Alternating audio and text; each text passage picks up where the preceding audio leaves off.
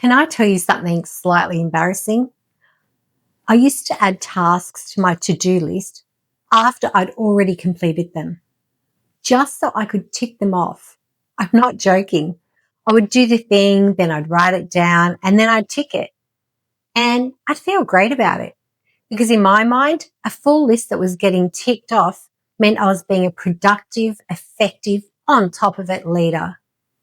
If that landed a little close to home for you, stay with me, because what I didn't realize was that my love of the tick was quietly costing me something I couldn't see yet.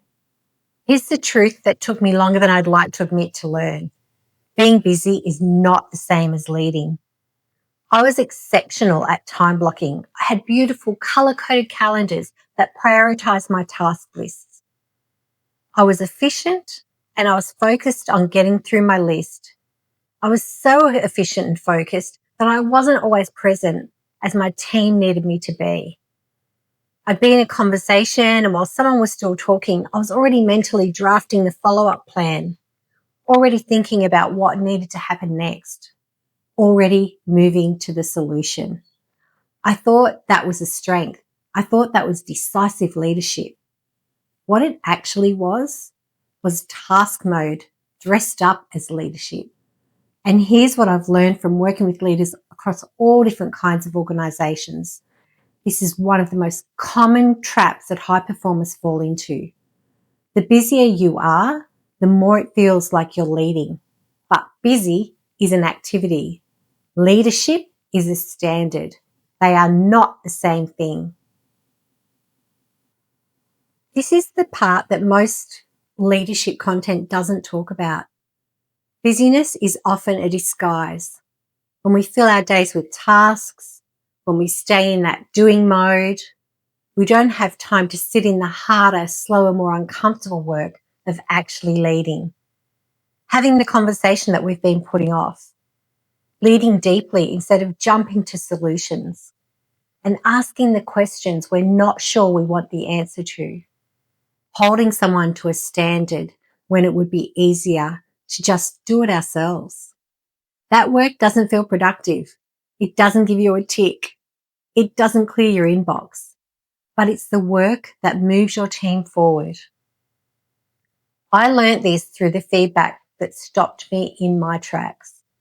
One of my peers, someone that I really respected, pulled me aside after a meeting and told me respectfully but directly that I'd moved to creating a follow-up action plan before I'd heard from all the people in the room that were key to what we were talking about.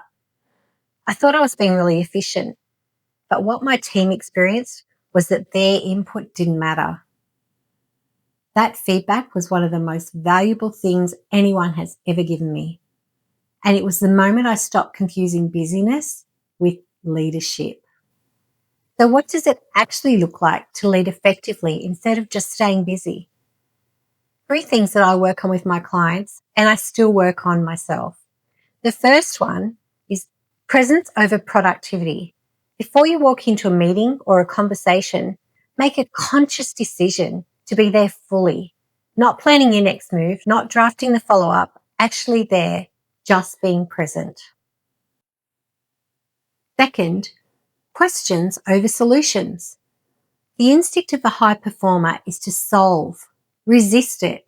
Ask one more question before you offer an answer. You'll be surprised what you were about to miss. Third, standards over tasks.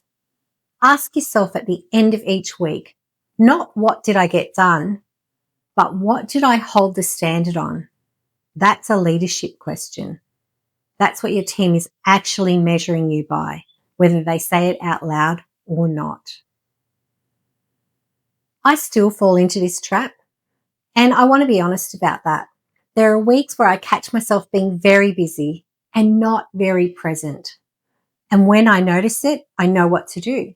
I slow down, I ask better questions, and I get back to what actually matters.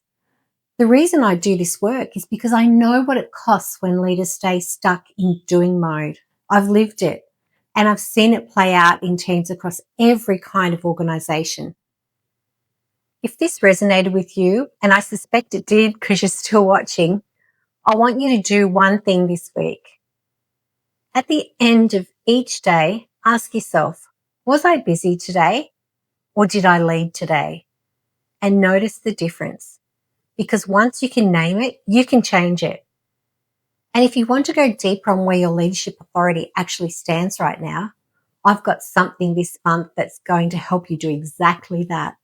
Stay close and subscribe so you don't miss it. And if this landed, share it with a leader you know who needs to hear it. I'll see you in the next one.